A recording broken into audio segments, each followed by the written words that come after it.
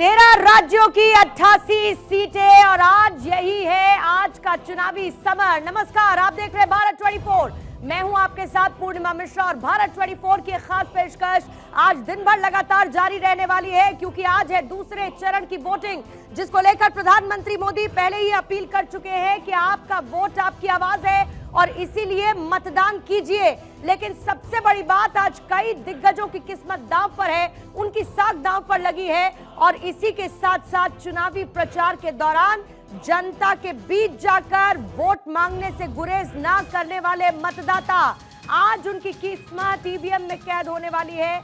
लेकिन उससे पहले बड़ी खबर, प्रधानमंत्री मोदी का एक्स पर पोस्ट है, मतदान को लेकर यह पोस्ट किया गया है और पीएम मोदी ने लोगों से वोट करने की अपील की है। लोग बाहर आए, भारी संख्या में मतदान करें, दूसरे चरण में रिकॉर्ड मतदान करें, ये कहा प्रधानमंत्री ने। जितना अधिक मतदान उतना ही मजबूत हमारा लोकतंत्र है।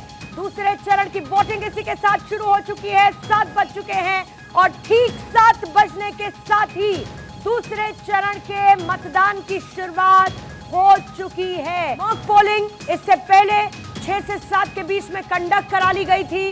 कुछ वोटर्स के पहुंचने का सिलसिला इस बीच में जारी रहा था और जैसे ही घड़ी में सुई 7 बजा चुकी है, यानी कि सुबह के 7 बज चुके हैं, दूसरे चरण के लिए मतदान शुरू हो चुका है।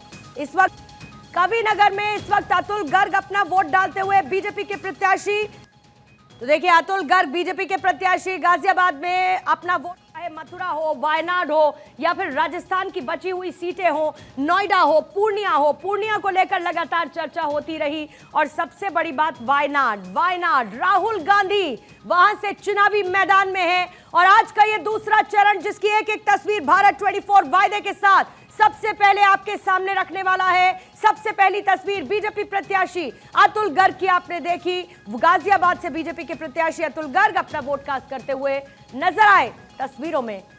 इस वक्त आपके सामने साक्षी, कमिंग टू यू, जल्दी से तस्वीरें दिखा दीजिए क्योंकि बीजेपी प्रत्याशी अतुल गर्ग अपना वोट कास्ट कर चुके हैं।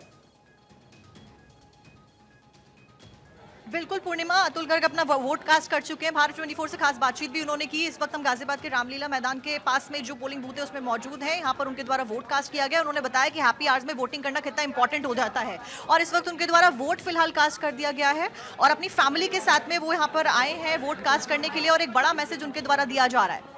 पहली बार आया। अच्छा, गाजियाबाद की जनता के लिए क्या कहेंगे आप? सबसे यही रिक्वेस्ट है कि ये देश सेवा का सुनहरा मौका होता है वोटिंग वाला दिन, अपना वोट भी दें और देश के अंदर अच्छी सरकार आए, अच्छा प्राइम मिनिस्टर बने, अच्छे लोग राजनीति में आए, उसके लिए ज़्यादा से ज़्यादा मतदान कराने के लिए पूरा प्रयास करें।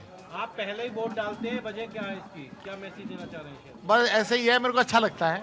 मैं 1977 में पहली बार वोट डाला था, तब भी मैंने पहला वोट डाला था। अच्छा, पहले मतदान फिर जलपान, आपकी हमेशा शुरुआत से आदत रही है जिस तरह से, तो जलपान अब जाके करेंगे या पब्लिक में जाएंगे अभी?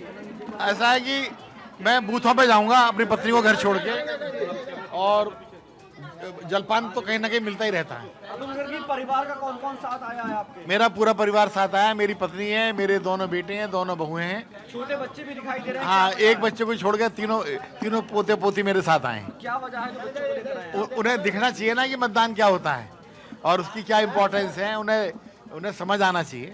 इनके लिए एक ट्रेनिंग भी है और एक लिसनिंग भी है और एक उनके लिए एक्सपीरियंस भी है। तो देखिए बीजेपी के प्रत्याशी अतुल गर्ग को आप सुन रहे थे, जो कि हैप्पी आवर्स में वोटिंग के साथ साथ में सहपरिवार यहाँ पर मौजूद रहे, उनके द्वारा वोट किया गया। वो अपनी वाइफ के साथ साथ में, अपने बेटों के साथ साथ में, बहू के साथ साथ में यहाँ पर आए और वोट उनके द्वारा कास्ट किया गया। और बड़ी बात यह कि बीजेपी के द्वारा लगातार, अगर हम इस सीट की बात करें गाजियाबाद सीट की, तो एक स्ट्रॉन्ग सीट कही जाती है, एक स्ट्रॉन्ग होल्ड कहा जाता है बीजेपी का इस सीट के ऊपर। और फिलहाल अतुल गर्ग को इस बार टिकट यहाँ पर दिया गया है, जो कि कई मायनों में महत्वपूर्ण हो जाता है। इससे पहले V K Singh, general V K Singh 2 बार यहाँ से जीतते हुए नजर आ रहे थे पूर्णिमा, और अब तीसरी बार यहाँ पर अभी फिलहाल अतुल गर्ग को, लेकिन इस सीट पर चैलेंज साक्षी बताते चलिए, बीजेपी के लिए क्या कोई चैलेंज इस सीट पर आपको नजर आता है? कैंडिडेट बदला, नाराजगी, वो सेंटिमेंट पश्चिमी यूपी, जल्दी से बताइए कि क्या कोई चैलेंज है गाजियाबाद की सीट पर बीजेपी के लिए? पूर्णिमा, चैलेंज बहुत मुश्किल है बीजेपी के लिए, क्योंकि डॉली शर्मा दोबारा यहाँ से चुनाव लड़ रही है। कांग्रेस की अगर बात की जाए तो डॉली शर्मा पिछली बार चुनाव हार गई थी यहाँ से, और अगर बीजेपी की बात कही जाए तो ये सेफ सीट बीजेपी कही जाती है। 2009 से लेकर 14 तक यहाँ पर राजनाथ सिंह विजयी रहे, उसके बाद 2014 से लेकर 2024 तक यहाँ पर जनरल वीके सिंह का दबदबा रहा। और अगर पिछली बार की बात की जाए तो 2019 में जो वोट परसेंटेज था बीजेपी के जीतने का, जिसे हम वोट मार्जिन कहते हैं, वो 60% से ज्यादा था, यानी कि 60% उसमें इजाफा देखा गया था। तो क्लियर कट बात है कि बीजेपी के लिए एक स्ट्रॉन्ग सीट है, एक सेफ सीट है। यहाँ पे जनता बीजेपी के कार्य के साथ में बहुत ज्यादा संतुष्ट है और सेटिस्फाइड है। वहीं अगर अतुलगढ़ की बात करें तो अतुलगढ़ को जो सीट टिकट इस बार दिया गया बीजेपी के द्वारा, वो काफी सोच समझ के दिया गया है। हम देख रहे हैं कि बीजेपी लगातार जिताऊ उम्मीदवारों के ऊपर फोकस कर रही है। अतुलगढ़ उन जिताऊ उम्मीदवारों में से एक है। वो कैसे? क्योंकि दिनेश गर्ग अतुलगढ़ के पिता हैं और दिनेश गर्ग का होल्ड यहाँ पर काफी अच्छा रहा है। दिनेश गर्ग गाजियाबाद के पहले मेयर थे और इसी वजह से प्रभावशाली नेता के तौर पर उनको देखा जाता है। अतुल गर्ग खुद यहाँ पर सदर सीट से 2 बार विधायक रह चुके हैं। एक स्ट्रॉन्ग होल्ड जनता के बीच में, ग्राउंडेड नेता उनको कहा जाता है कि जनता के बीच में जाकर उनसे कनेक्ट करना, उनसे बातचीत करना उनके द्वारा लगातार किया जाता है। और इससे पहले भी लगातार वो रोड शोज कर रहे थे। बतौर एमएलए वो पहले से ही यहाँ पर सर्व कर रहे हैं, तो वो गाजियाबाद को जानते हैं, जनता को जानते हैं और जनता उनको जानती है, क्योंकि विधायक के रूप में पहले ही वो उनका कार्यकाल देख चुकी है। तो बीजेपी के लिए सीट काफी ज्यादा सेफ है। और एक और महत्वपूर्ण बात है कि कहा जा रहा है कि बीजेपी ने अतुल गर्ग को टिकट इसलिए भी दिया है क्योंकि अतुल गर्ग जिस समाज से ताल्लुकात रखते हैं उसी समाज से अरविंद केजरीवाल भी ताल्लुकात रखते हैं। ऐसे में जब हम दिल्ली की बात करते हैं तो दिल्ली में अरविंद केजरीवाल क्योंकि अभी जेल में शराब घोटाले के मामले में फंसते हुए नजर आ रहे हैं, दिल्ली की 7 सीटों का बेनिफिट भी अतुल गर्ग के चेहरे से, क्योंकि गाजियाबाद दिल्ली से लगता है एनसीआर का पार्ट होता है। ठीक है, लेकिन कहीं ना कहीं रूपाला के बयान के बाद राजपूत वोटर्स की नाराजगी रिफ्लेक्ट होती हुई नजर आ रही है। लेकिन अतुल गर्ग बहरहाल अपनी पूरी तैयारी के साथ चुनावी मैदान में है और इसी तैयारी के साथ सबसे पहला वोट कास्ट उन्होंने किया। और सबसे खूबसूरत बात उन्होंने क्या कही? सबसे खूबसूरत बात उन्होंने ये कही कि मैं हमेशा से सबसे पहला वोट कास्ट करता हूं, अपने परिवार, अपने घर के बच्चों को लेकर आता हूं कि उनको भी ये पता चलना चाहिए कि वोटिंग कैसे होती है। नारायण मूर्ति इस वक्त आपको तस्वीरों में नजर आ रहे हैं। नारायण मूर्ति पहुंचे हैं अपना वोट कास्ट करने के लिए और ऐसी तस्वीरें लोकतंत्र के इस महापर्व को और इसीलिए बेहतर बनाती हैं क्योंकि बड़ा संदेश एक जाता है कि अपने घर से निकलिए और वोट कास्ट कीजिए। लगातार देखिए प्रतिक्रिया जैसे ही नारायण मूर्ति की आएगी, मुझे लगता है कि वोट कास्ट करने के बाद वो बाहर आएंगे और जरूर उनकी एक प्रतिक्रिया देखने को मिलेगी। लेकिन क्योंकि टेम्परेचर इस बार बढ़ता जा रहा है और बार बार ये कहा जा रहा था कि बढ़ती गर्मी वोटर्स को कहीं ना कहीं लापरवाही या फिर घर में रहने के लिए, घर में बैठने के लिए मजबूर कर सकती है और इसी को लेकर बार बार इस तरीके की कैंपेनिंग की गई। ये कहा गया कि आप अपने घर से बाहर निकलिए, अपना वोट कास्ट करिए। प्रधानमंत्री ने भी आज सुबह सुबह कह दिया कि वोट डालने के लिए बढ़ चढ़कर आप आगे आए। लेकिन एक तरफ बढ़ती गर्मी और दूसरी तरफ लगातार बढ़ती सियासत वोटर्स के मन में कहां जाकर बैठी है ये देखना होगा, क्योंकि आज केरल की सभी 20 सीटें, कर्नाटक में 14, राजस्थान में 13, उत्तर प्रदेश में और महाराष्ट्र में 8-8 सीटें। उत्तर प्रदेश की 8 सीटें बहुत महत्वपूर्ण, पश्चिमी यूपी की 8 सीटें हैं, महाराष्ट्र की 8 सीटें इंपॉर्टेंट हैं, मध्य प्रदेश की 6, असम और बिहार की 5-5 सीटें, तो पश्चिम बंगाल और छत्तीसगढ़ की 3-3 सीट, त्रिपुरा की 1 सीट और जम्मू कश्मीर की दोनों लोकसभा सीटों को लेकर आज होनी है वोटिंग। जाहिर है इसी बीच में देखिए अमित शाह, आपका हर एक वोट विकसित भारत की नींव, उनकी प्रतिक्रिया, सभी को मतदान के लिए प्रोत्साहित करें, यह भी अमित शाह ने इसी बीच में कह दिया है। और साथ ही आपको नारायण मूर्ति इस वक्त नजर आ रहे हैं तस्वीरों में जो अपना वोट कास्ट करने के लिए पहुंच चुके हैं।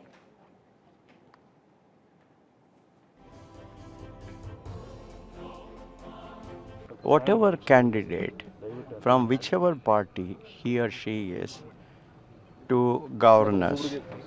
Therefore, today is a very happy day. Today is a day when we should all be enthusiastic to exercise that power. Thank you.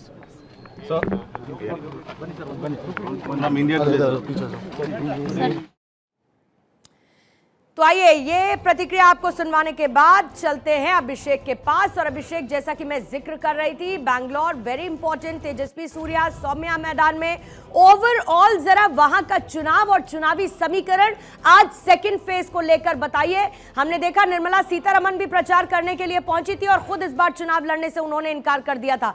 Voters के मन में क्या है, क्या सोच रहे हैं वो, उसकी एक तस्वीर पोलिंग बूथ से। बिल्कुल सही कहा आपने। बिल्कुल देखिए, जाहिर सी बात है बेंगलोर कर्नाटक की जाहिर सी बात 14 लोकसभा सीटों का आज चुनाव हो रहा है, यानी दूसरे चरण में। और यहाँ पर जाहिर सी बात है लोगों के मन में, लोगों के मतदाताओं के मन में कैसे एक जोश देखा जा रहा है। क्योंकि मैं इसलिए जोश देख रहा हूँ क्योंकि सुबह सुबह का वक्त है, 7 बजा हुआ, आपको पता है वोटिंग शुरू हो चुकी है। और ಓಕೆನಾ ಬೆಳಗ್ಗೆ ಮತದಾನ ಶುರುವಾಗಕ್ಕೆ ಮೊದಲು ಬಂದು ನೀವು ನಿಂತಿದ್ರಿ, ವೋಟ್ ಹಾಕಿದಿರಿ. ಹೌದು, ಯಾಕೆಂದ್ರೆ ನಂಗೆ ಮುಂದೆ ಏನೋ ಕೆಲಸ ಇದೆ, ಊರಿಗೆ ಹೋಗಬೇಕಾಗಿದೆ, ಅದಕ್ಕೆ ನಾನು ಬೇಗ ಬಂದೆ. ಅಂದ್ರೆ ಯೂತ್ಗೆ ಅಥವಾ ಬೇರೆ ಬೇರೆ ಮತದಾನ ಮಾಡದಿದ್ದವರಿಗೆ ಹೆಂಗೆ ಕರೆ ನೀಡ್ತೀರಿ ಮೇಡಮ್ ಮತದಾನ ಮಾಡಿ ಅಂತ? ಎಲ್ರಿಗೂ ಹೇಳ್ತೀನಿ, ಮತದಾನ ಎಲ್ಲ ಶ್ರೇಷ್ಠ ದಾನ. ಹಿಂದೆ ಕೂತು ಮಾತಾಡೋ ಬದಲು ನೀವು ಮುಂದೆ ಬಂದು ಮತದಾನ ಮಾಡಿ ನಿಮ್ಮ ಅಭಿಪ್ರಾಯವನ್ನು ತಿಳಿಸಿ. ಹೆಚ್ಚು ಹೆಚ್ಚು ಜನರು ಮತದಾನ ಮಾಡಬೇಕು. ಪರ್ಟಿಕ್ಯುಲರ್ಲಿ ನಾನು ಯುವಕರಿಗೆ ಹೇಳ್ತೀನಿ, ನಮ್ಮಂಥ ವಯಸ್ಸಾದವರು ಕ್ಯೂದಲ್ಲಿ ಭಾಳ ಜನ ಇರ್ತಾರೆ, ಯುವಕರು ಮುಂದೆ ಬಂದು ಮತದಾನ ಮಾಡಬೇಕು ಅಂತ ಎಲ್ಲರೂ ನಾನು ವಿನಂತಿಸ್ಕೋತೀನಿ ಕೈ ಮುಗಿದು. ಹೌದು ಹೌದು, ಮೊದಲು. सुधा मूर्ति को आप सुन रहे थे और किस तरीके से नारायण मूर्ति के साथ साथ वो रहती हैं। और सबसे बड़ी बात, एक इंपॉर्टेंट एग्जाम्पल हर एक फील्ड में उनकी तरफ से सेट किया गया है। वो भी अपने वोटिंग राइट को एक्सरसाइज करने के लिए पहुंची। वापस आपके पास अभिषेक आते हुए अपनी बात को पूरा कीजिएगा।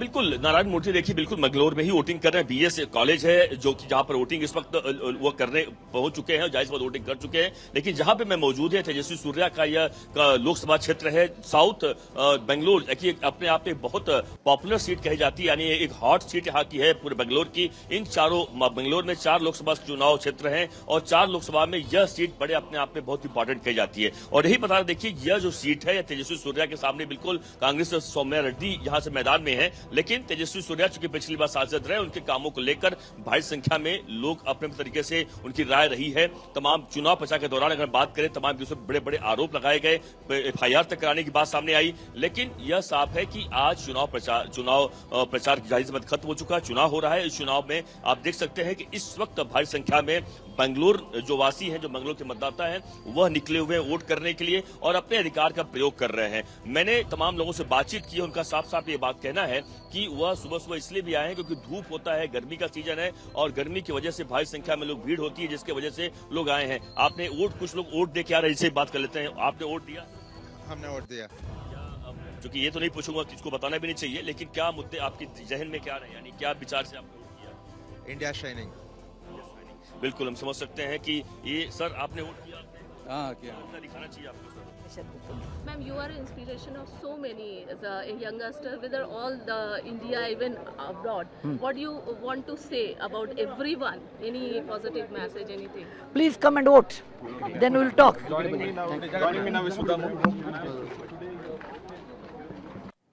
और आइए इसी बीच में सीधा चलेंगे। अस्मित इस वक्त भागलपुर में मौजूद हैं।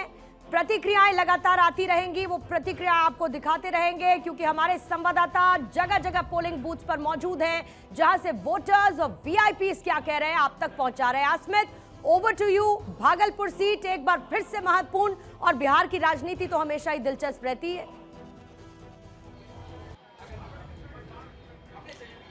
बिल्कुल पूर्णिमा, एक बार फिर से देखिए बिहार सिल्क सिटी में इस वक्त हम मौजूद हैं भागलपुर में, और यहाँ पर वोटिंग सुबह 7 बजे से शुरू हो चुका है। और इस बार जो है, क्योंकि देखिए जमुई की बात एक बार करते हैं पूर्णिमा, वहां पे उत्साह नहीं दिखाता सुबह 7 बजे से, लेकिन भागलपुर में मैं खुद यहाँ पर मौजूद हूँ और सुबह से महिलाओं की कतारें, आप देखिए पुरुषों की अलग लाइन, और लगातार जो है वोटिंग वो चल रहा है। यहाँ के लोग पहले मतदान फिर जलपान के नारों पे चल रहे हैं और सुबह से लोग काफी संख्या में वोट करने के लिए निकल रहे हैं। कुछ लोग पहुंचे हैं, उनसे बात करते हैं। आप लोग भी अभी सुबह सुबह वोट कर रहे हैं? कैसा लग रहा है वोट करना? अच्छा लग रहा है, पर रहा है, इसलिए हम लोग आए हैं। सुबह निकलने का क्या मतलब, गर्मी आ गई है, धूप ज्यादा पड़ जाएगा 7 बजे के बाद, इसलिए आए हैं सब। यहाँ से जाने के बाद जलपान, फिर काम होगा, घर का बच्चा बुतरों को देखेंगे। आप लोग यहाँ से जाने के बाद खाइएगा? पहले मतदान फिर जलपान। क्या क्या मुद्दे हैं इस बार भागलपुर के, किस मुद्दों पे वोटिंग हो रही है? स्वाभाविक है कि भागलपुर में रह रहे हैं तो यहाँ हर चीज अच्छा होना चाहिए, विकास होना चाहिए, व्यवस्थित देखिए यहाँ पे भी लोग इंतजार कर रहे हैं कि देखिए क्योंकि एक बार फिर से नए सांसद को चुनना है। अजय मंडल को जेडीयू ने यहाँ से प्रत्याशी बनाया है पूर्णिमा, और वहीं यहाँ से स्थानीय विधायक अजीत शर्मा चुनावी मैदान में हैं। दोनों के बीच कांटे की टक्कर है। अजीत शर्मा की बेटी नेहा शर्मा लगातार यहाँ कैंपेनिंग कर रही थी, रोड शो कर रही थी और अपने पिता के लिए चुनाव प्रचार कर रही थी। वहीं जेडीयू से अजय मंडल यहाँ से वर्तमान सांसद है, उनके बीच चुनावी जंग होना है। पुरुषों की भी देखिए कतारें, लंबी लंबी कतारें लगी है। 2 बूथ यहाँ पर बनाए गए हैं और दोनों ग्रीन बूथ जिसे कहा जा रहा है। पूरी होने दूंगी, आपकी बात मैं पूरी होने दूंगी और एक और सवाल के साथ लौटूंगी, लेकिन उससे पहले ये तस्वीरें इस वक्त आपको वैभव गहलोत की नजर आ रही हैं। अशोक गहलोत के बेटे जो इस वक्त चुनावी मैदान में हैं, लेकिन अशोक गहलोत ने हालांकि डेरा डाला हुआ है जोधपुर में, जहां से गजेंद्र सिंह शेखावत चुनावी मैदान में है। अब वैभव गहलोत पहले पूजा पाठ करते हुए, तस्वीरों में इस वक्त उनके घर की ये तस्वीरें आपको नजर आ रही हैं। वैभव गहलोत भगवान का आशीर्वाद लेते हुए, जाहिर है कि आज उनके लिए ये बड़ा दिन है। और एक तरफ राजस्थान सबसे इंपॉर्टेंट इसीलिए हो जाता है क्योंकि बीजेपी का प्रदर्शन बहुत शानदार रहा है और बीजेपी उसी प्रदर्शन को 2019 जैसा 2024 में दोहराने की बात करती है। लेकिन अदिति, जैसा कि मैंने जिक्र किया, हमारी पॉलिटिकल एडिटर भी इस वक्त हमारे साथ जुड़ चुकी है। अदिति, अशोक गहलोत तस्वीरों में नजर आ रहे हैं, वैभव गहलोत अपने परिवार के साथ आशीर्वाद लेते हुए, जाहिर है कि आज उनके लिए बड़ा दिन है। लेकिन अशोक गहलोत तो पिछले 48 घंटे से जोधपुर में है, वैभव गहलोत दूसरी सीट से चुनावी मैदान में है। जोधपुर में क्या साधना चाहते हैं और वैभव गहलोत की अपनी सीट पर क्या स्थिति है? जो सवाल आपने किया है, इस सवाल के जवाब में सारी राजनीति छुपी हुई है। लेकिन पहले आपको अपडेट ये दे देते हैं कि अशोक गहलोत परसों शाम को जोधपुर पहुंचे थे। कल वो पूरे दिन जोधपुर में थे, करण सिंह उचियाड़ा के ऑफिस भी गए थे। उसके अलावा भी काफ़ी सारे समीकरण साधे थे, क्योंकि कल का वो दिन था कि आप या तो डोर टू डोर कैंपेन करें या अंडर द कारपेट समीकरण साधे। वैभव गहलोत कल रात को जालौर, जहां से वो चुनाव लड़ रहे हैं, वहां से जोधपुर गए, क्योंकि वो वोटर जोधपुर के हैं। तो हिमांशी गहलोत, उनकी पत्नी, उनकी माताजी अब सब वोट करेंगे और उसके बाद अशोक गहलोत जयपुर रवाना होंगे और वैभव गहलोत जालौर। ये तो है अपडेट। अब बात करते हैं। देखिए, जैसे शादी होती है तो 2 परिवारों का रिश्ता होता है, एक परिवार में कुछ होगा तो दूसरे परिवार को इफेक्ट होगा। तो जोधपुर और जालौर का यही रिश्ता है इस बार। अगर जालौर में अच्छी वोटिंग चाहते हैं, राजपूतों की वोटिंग चाहते हैं, तो फिर जोधपुर में करण सिंह उचियाड़ा, कांग्रेस के जो प्रत्याशी हैं, उनको माली वोटर्स को वोट करना होगा। फिर अपन दर्शकों को समझाते हैं कि दरअसल यहाँ पर एक्सचेंज ऑफर है। अगर वैभव गहलोत को जालौर से राजपूत वोट चाहिए तो फिर वहां पर करण सिंह उचियाड़ा, कांग्रेस के प्रत्याशी को माली वोट चाहिए। तो ये एक्सचेंज ऑफर है। अगर वहां अच्छा प्रदर्शन होता है तो यहाँ होगा, यहाँ होता है जालौर में तो जोधपुर में होगा। और इसी एक्सचेंज ऑफर के लिए कई तरीके के प्रचार समीकरण बिठाए जा रहे हैं। अब आपको बता दें कि जालौर वैसे तो भारतीय जनता पार्टी की सीट मानी जाती थी, लेकिन पिछले कुछ दिनों में, 8-10 दिनों में समीकरण बदले और वैभव गहलोत बहुत अच्छी नहीं लेकिन अच्छी स्थिति में आए, जिसमें हिमांशी गहलोत का भी बहुत हाथ है। उनकी पत्नी ने वहां पर डेरा डालकर ये कहा कि रोटी मैं यहाँ बनाऊंगी। वहीं जोधपुर में है गजेंद्र सिंह शेखावत, एक बार के मंत्री, 2 बार के सांसद, साख का सवाल और राजपूत नेता। तो ये पूरा समीकरण बेहद महत्वपूर्ण है इन 13 सीटों में। जी ठीक है अदिति, मैं लौटती हूँ आपके पास, क्योंकि जाहिर है हमारे पास एक लंबा वक्त होगा और क्योंकि मैं भूल गई। A very good morning to you, और जयपुर से आपका स्वागत करती हूँ। आज आपको स्टूडियो में मिस किया जा रहा है, लेकिन यहीं से लगातार हम बात करते रहेंगे और आज के सेकंड फेज ऑफ इलेक्शन को डिस्कस करते रहेंगे। लेकिन उससे पहले आइए अमरोहा चलते हैं। अक्षय मेरे सहयोगी इस वक्त वहां पर मौजूद हैं। अक्षय, आपके पास आते हुए, क्योंकि पश्चिमी यूपी बीजेपी के लिए बहुत इंपॉर्टेंट है। पश्चिमी यूपी पे पिछले कुछ वक्त में हमने किस तरीके से देखा, प्रधानमंत्री मोदी ने खुद मोर्चा संभाला हुआ था, क्योंकि चैलेंजेस हैं, लोकल मुद्दे हावी हैं, नाराजगी को दूर करना है। अमरोहा सीट, वहां के पोलिंग बूथ पर जनता के मन की बात क्या है और चुनावी समीकरण आपके जरिए समझना चाहूंगी। देखिए पूर्णिमा, काफ़ी महत्वपूर्ण सीट है और अमरोहा में अगर देखें तो त्रिकोणीय संघर्ष देखने को मिल सकता है। यहाँ से कुंवर दानिश अली जो इंडिया गठबंधन के तरफ से चुनाव लड़ रहे हैं, सांसद हैं वर्तमान में। बसपा से सांसद वो चुने गए थे, लेकिन उन्होंने फिर बाद में बसपा से जब हटा दिया गया तो इंडिया गठबंधन कांग्रेस का दामन थामा और वहाँ से चुनावी मैदान में हैं। इसके अलावा बीजेपी से कंवरपाल सिंह कंवर यहाँ से पूर्व सांसद रहे हैं। 2014 में उन्होंने जीत हासिल की थी, 2019 में उनको हार का सामना करना पड़ा। साफ तौर पर है कि त्रिकोणीय संघर्ष में ये सीट फटती हुई दिख रही है, लेकिन कहते हैं कि अमरोहा ढोलक यहाँ पर बनता है। प्रधानमंत्री नरेंद्र मोदी जब पहुँचे थे तो उनके हाथ में ढोल दी गई थी। यहाँ पर जो कारीगर हैं उनकी स्थिति निश्चित रूप से बहुत बेहतर नहीं है, लेकिन कहते हैं कि यहाँ के जो ढोलक हैं वो विदेशों में भेजे जाते हैं और प्रधानमंत्री ने कहा था कि ये ढोलक यहाँ डंका बजाएंगे। अब साफ तौर पर है कि वोटर्स पर है कि वो किसका डंका बजाते हैं। लगभग 1800 बूथ यहाँ पर हैं और 17 लाख की जो आबादी है वोटर्स हैं, वो मतदाताओं के जो मतदाता हैं वो भाग्य का फैसला करने जा रहे हैं प्रत्याशियों का। मोहम्मद शमी यहाँ के स्टार क्रिकेटर हैं, वो 9 बजे जाकर के अपना मतदान करेंगे।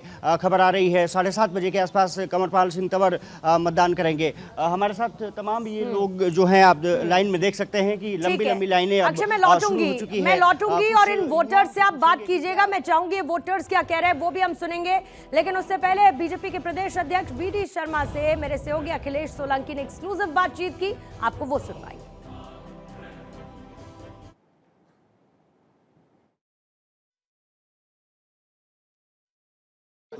इस वक्त हमारे साथ BD शर्मा जी मौजूद हैं। BD भाई साहब, जिस तरह से आज चुनाव है और 5 लाख के आसपास से पिछली दफा जीते थे, किस तरह की चुनौती इस बार? कोई चुनौती नहीं है, जनता का आशीर्वाद है, भगवान का आशीर्वाद लिया है, जुगल किशोर भगवान का आशीर्वाद है और जनता के आशीर्वाद से इस बार खजुराहो लोकसभा के प्रत्येक बूथ पर ऐसा कमल खिलेगा कि इतिहास बनेगा। इंडिया अलायंस फेल हो गया सर, जिस तरह से हमने देखा इंडिया अलायंस देश के अंदर फेल हो गया।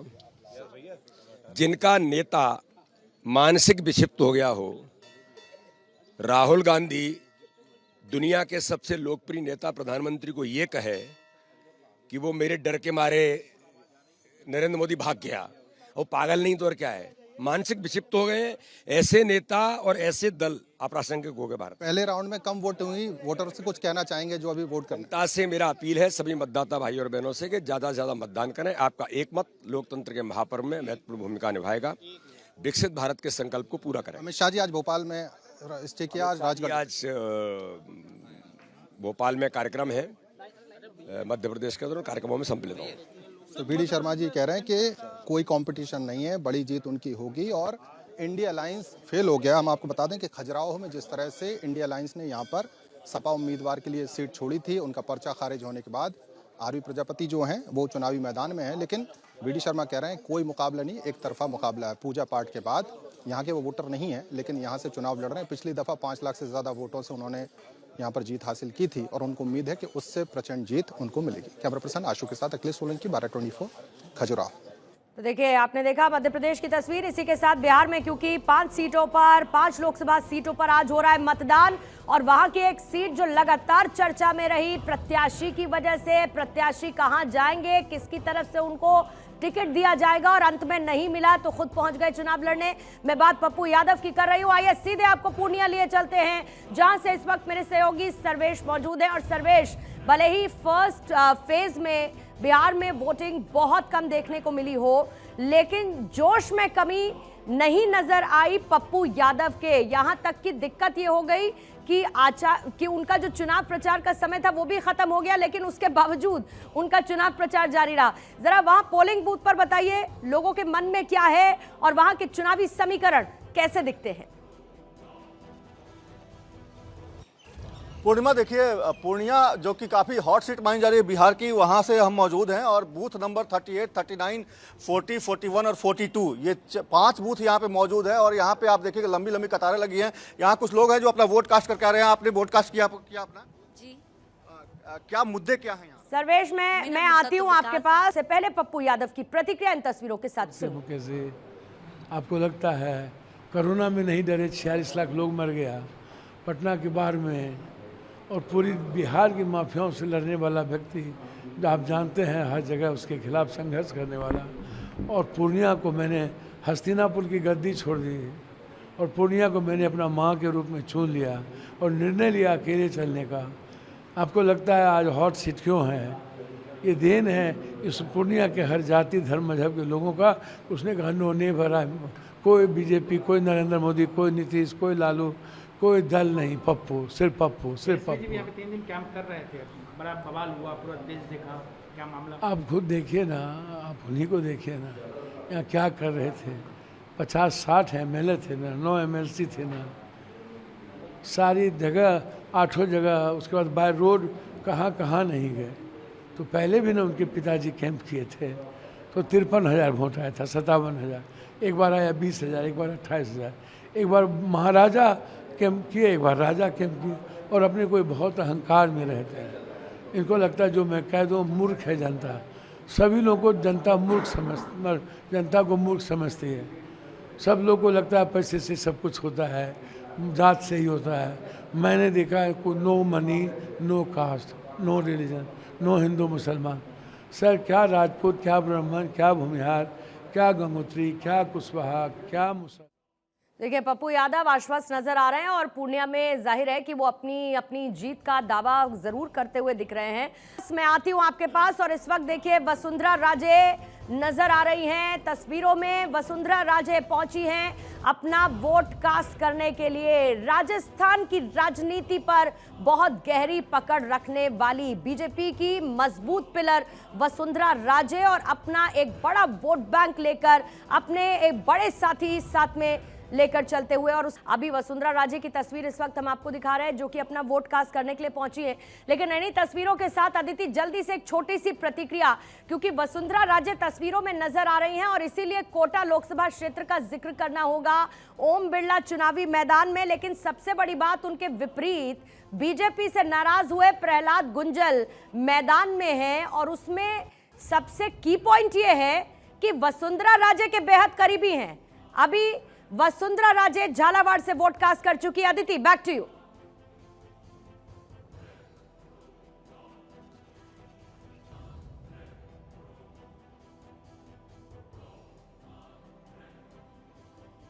झालावाड़ से वोट कास्ट किया है वसुंधरा राजे ने। इस वक्त तस्वीरों में आपको नजर आई हैं, वोट कास्ट अपना कर चुकी है और इसके साथ ही वो नीली स्याही वाली उंगली दिखाते हुए निकल चुकी है वो पोलिंग बूथ से। ये अब से कुछ सेकंड्स पहले की तस्वीरें हैं जब वसुंधरा राजे ने अपना वोट कास्ट किया है। झालावाड़ में वोट कास्ट करने के लिए पोलिंग बूथ में पहुंची हैं और जाहिर है कि दूसरे चरण में 13 लोकसभा सीटें राजस्थान की बेहद महत्वपूर्ण, जहां पर आज हो रही है वोटिंग। आराम से एक बार सब लगा लो, आराम से एक बार लगा लो।